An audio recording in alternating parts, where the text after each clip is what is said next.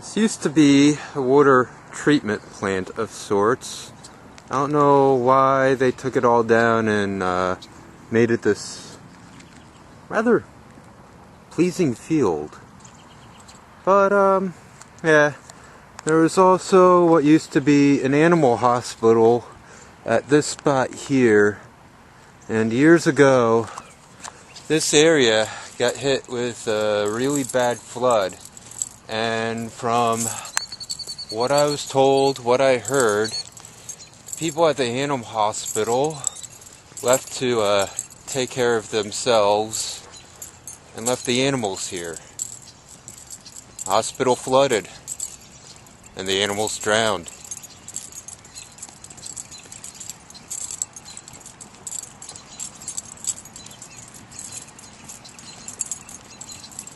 Shit happens. Moving on.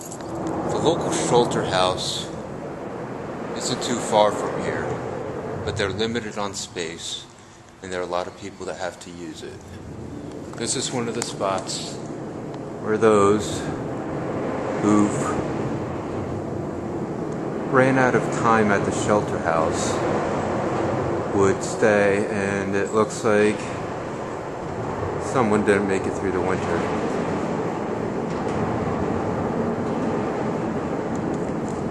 Hear that a lot about the homeless. You got shelter houses, but they're full.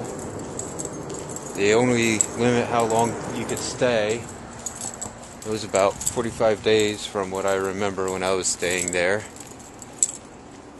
And yeah, if you can't find a home, a place to stay within those 45 days, they put you out on the street. I've had problems with the shelter house too. When, not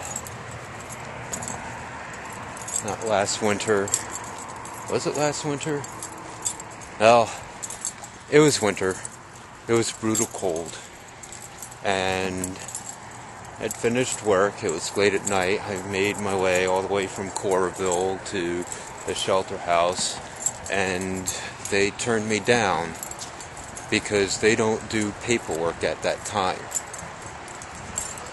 Luckily, I was prepared for the cold, but not that prepared. And I wound up sleeping in a ATM room at a bank to stay warm so it wouldn't freeze overnight.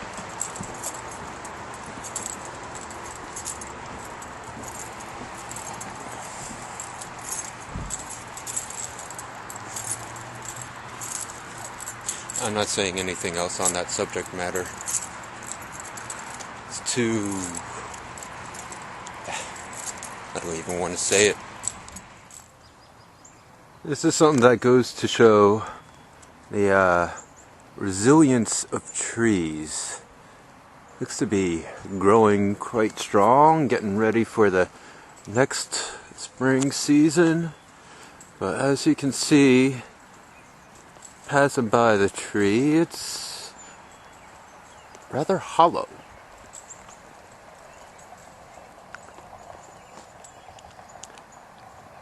I'm no expert. I don't really know what got the majority of this tree, but there's still enough of it alive to keep all of that going. At least for now. Stay strong, tree. We've come to a crossing. Ow. You know what I was saying about the tragic history of the other animal shelter? Well, I think after that, if they were going to put up another one, they wouldn't put it so close to the river. I mean, it's great that they have the center, but there are reasons why people remember the past. The good, the bad, the insanely painful. It is so we can learn from them. Now, during a flood many years ago, they had an animal shelter / hospital where, from what I was told at least, the animals drowned in their cages. Why? Why put a new shelter right next to the river? I mean, yes, it's beautiful and scenic. I just pray that you have a backup plan for in case there's another flood and everyone needs to get the fuck out. Know what I mean? Sorry about the language, but it's a case where fuck is the only word that's 100% appropriate. And on that, it's part of my argument for why can't we just make fuck not a bad word? I mean, come on. No. We've grown past that. We can handle a word like fuck if we just learn how to. And it's all in the matter of the context of the whole monologue. Thank you. When I first moved out here, all that was around this lake was this paved path.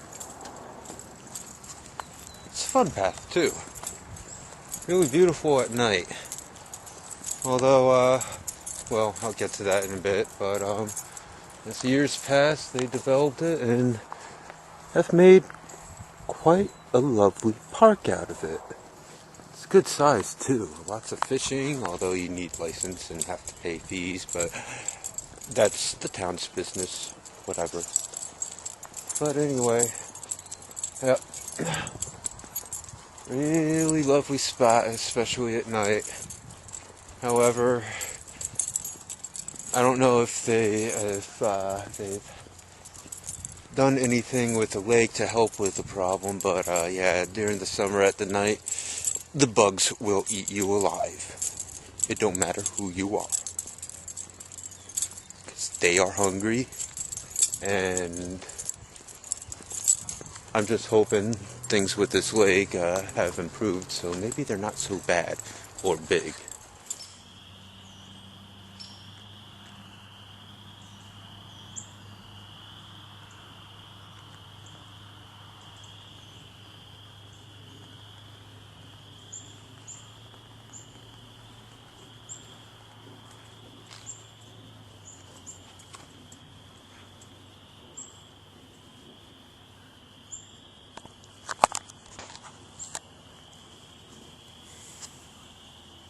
This is one of the things I like to do for mental health, calming that anger, listening to the nature.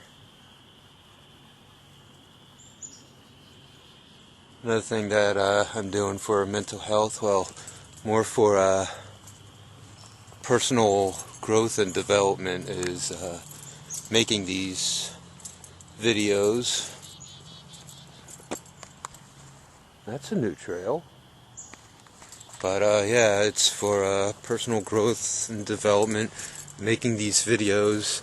I'm watching myself, not as in a mirror, because when you do it in a mirror, it's live and there's that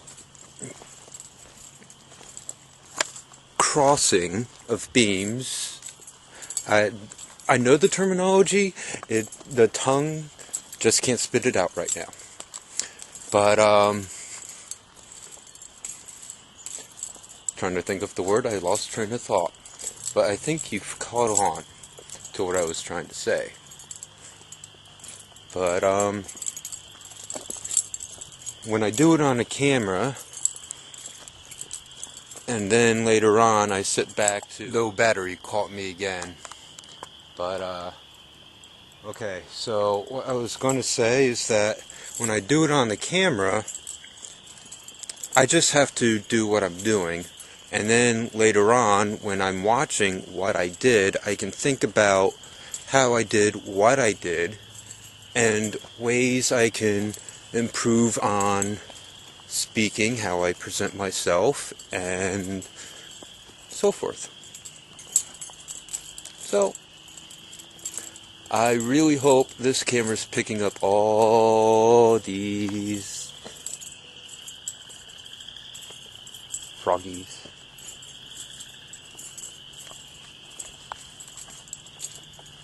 Froggies and tadpoles and toads and crickets and crazy people in the woods.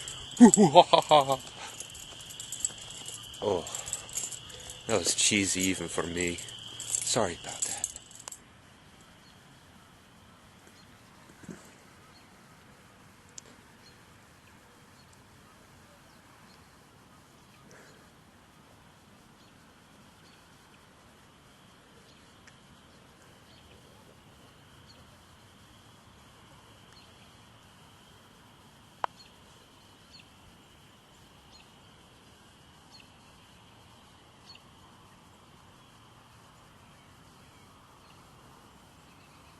Three big E's: entertainment, education, environment, the fourth, Earth.